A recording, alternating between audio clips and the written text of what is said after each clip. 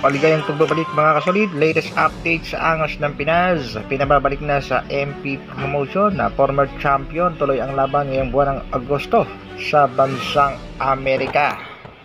Iyan ang ating mga pag-uusapan pero bago yan mga kasolid, palike, pa-share at pa-subscribe naman sa ating munting channel, Dr. Alvin Vlogs.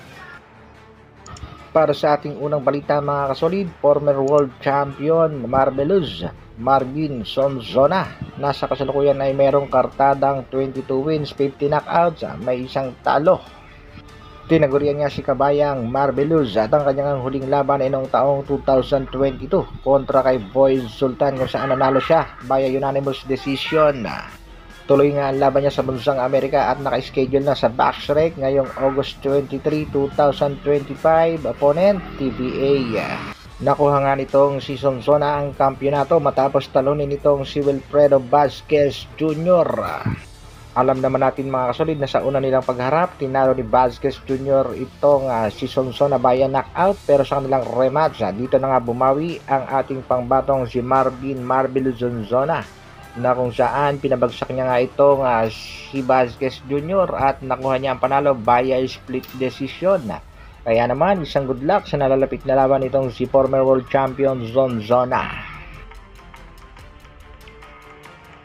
Sa kabilang balita naman mga kasolid, nalalapit na ang laban ni pambansang kamauman ni Pacman Pacquiao at karamihan nga sa mga boksingerong under ng MP Promotion ay tuloy-tuloy din ang laban tulad nga nitong sina Mark Magnifico Magsayo. Bibida nga itong si Magsayo sa undercard ni Pacquiao. Lalaban din mga kasolid ditong si Jerwin Pretty Boy Ancaraz, Emmanuel Pacquiao Jr. o si Jimuel, maging itong mga kasolid na si Marcial. Tuloy-tuloy nga ang laban ng mga boksingerong Pinoy under ng Manny Pacquiao Promotion. Kamakailan lamang ay lumaban na rin itong si Wonderboy Carl James Martina, maging itong si Vincent Acero Astrolabio. At ang former Super Bantamweight Unified Champion na si Marlon The Nightmare Tapales.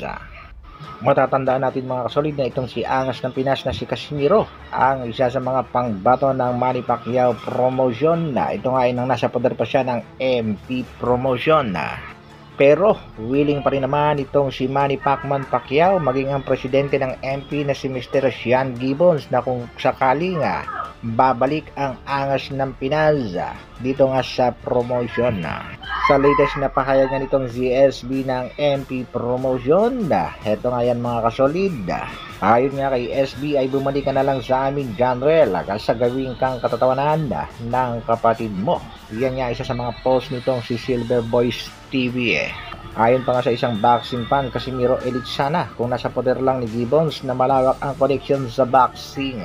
Ano sa palagay niya mga kasolid, tama lang ba na bumalik na lang muna ng MP Promotion ang nag-iisang Angas ng Pinas nang makuha ang mga inaasam na laban tulad ng laban kay Naoya Inoue? Hanggang dito na lang, maraming salamat, mabuhay, bra.